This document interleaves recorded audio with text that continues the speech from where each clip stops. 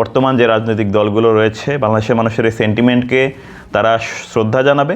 যদি শ্রদ্ধা জানাতে ব্যর্থ হয় তাদের জন্য কোন দুর্যোগ অপেক্ষা করছে সেটা আসলে সময় তাদেরকে বলে দেবে। দেশের স্বার্থে এবং দেশের জনগণের স্বার্থে কতটুকু ভূমিকা পালন করবে এটা আসলে সময় বলে দেবে, যেহেতু তাদের এর আগেও রাষ্ট্র পরিচালনা করার একটা অভিজ্ঞতা রয়েছে। নতুন বাংলাদেশের ট্রান্সফরমেশনের বাংলাদেশ, যে বাংলাদেশের মানুষজন এখন অনেক বেশি সচেতন আগের চেয়ে। বাংলাদেশের মানুষ এখন তার সব কিছু তথ্য সব কিছু হাতের মুঠোয়, তারা এখন আগের চেয়ে অনেক বেশি বিচক্ষণ, তাদের কাছে তথ্যের অবাধ ভাণ্ডার রয়েছে। সুতরাং এই জায়গায় বাংলাদেশের মানুষের চোখে ধুলো দিয়ে কোনো প্রকার রাজনৈতিক কার্যক্রম পরিচালনা, বাংলাদেশের মানুষের সেন্টিমেন্টকে অস্বীকার করে কোনো প্রকার দেশবিরোধী কার্যক্রম পরিচালনা আসলে কোনোভাবেই সম্ভব না। আশা করছি এই সরকার তার কার্যক্রমের ক্ষেত্রে তারা নতুনভাবে বাংলাদেশের রাজনীতিতে অ্যাডজাস্ট করে নিতে হবে তাদেরকে।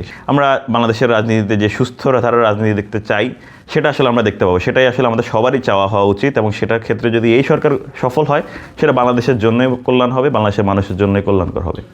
আমি মনে করি জামাতের পূর্বের যেই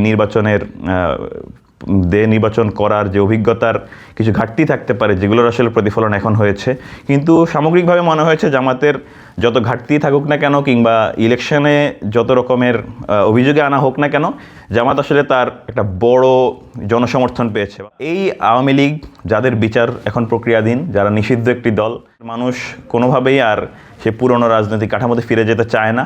আমরা প্রত্যাশা করি বর্তমান যে রাজনৈতিক দলগুলো রয়েছে বাংলাদেশের মানুষের এই সেন্টিমেন্টকে তারা শ্রদ্ধা জানাবে।